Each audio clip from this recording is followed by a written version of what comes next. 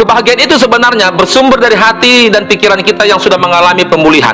Begitu juga kesulitan. Kesulitan itu juga bersumber dari hati dan pikiran yang belum dipulihkan. Jadi target firman Tuhan ini sebenarnya pemulihan hati dan pikiran.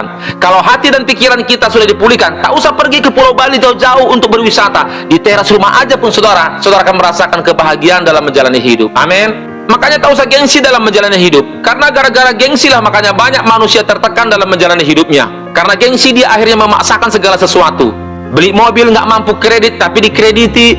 Beli peralatan rumah tangga belum punya mampu keuangannya untuk kredit, dibeli semuanya. Minjam uang sana sini, sebenarnya nggak mampu dia untuk mencicilnya, tapi tetap dia pinjam. Akhirnya apa yang terjadi? Hilanglah sukacitanya. Hanya gara-gara gengsi akhirnya hancur hidupnya.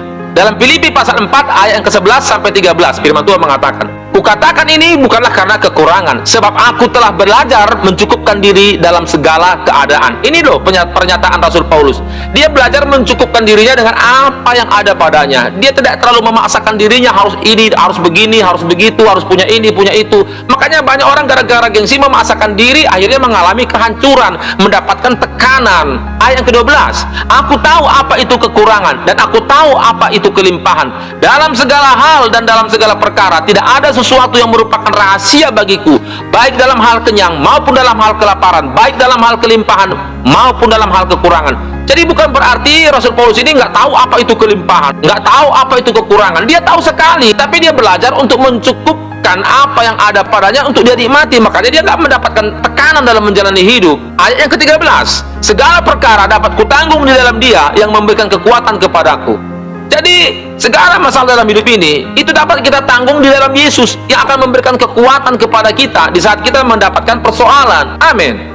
Dalam Ibrani pasal 13 ayat yang kelima, "Janganlah kamu menjadi hamba uang dan cukupkanlah dirimu dengan apa yang ada padamu. Karena Allah telah berfirman, Aku sekali-sekali tidak akan membiarkan engkau dan Aku sekali-sekali tidak akan meninggalkan engkau." Itu loh janji Tuhan. Dia sekali-sekali tidak akan membiarkan kita dan tidak akan meninggalkan kita selama kita mau datang kepada Tuhan. Jadi dari ayat ini kita harus belajar bahwa kalau kita belajar mencukupkan diri dengan apa yang ada pada kita, kita pasti akan mendapatkan kebahagiaan dalam menjalani hidup. Tak usah gengsi dalam menjalani hidup ini.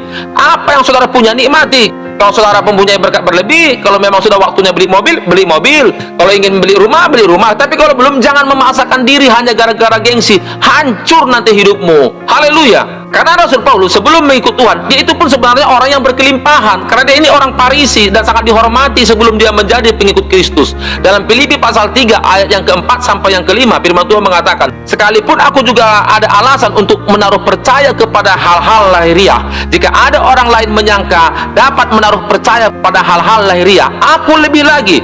Disunat pada hari ke-8 dari bangsa Israel, dari suku Benyamin, orang Israel asli. Tentang pendirian terhadap hukum Taurat, aku orang Farisi."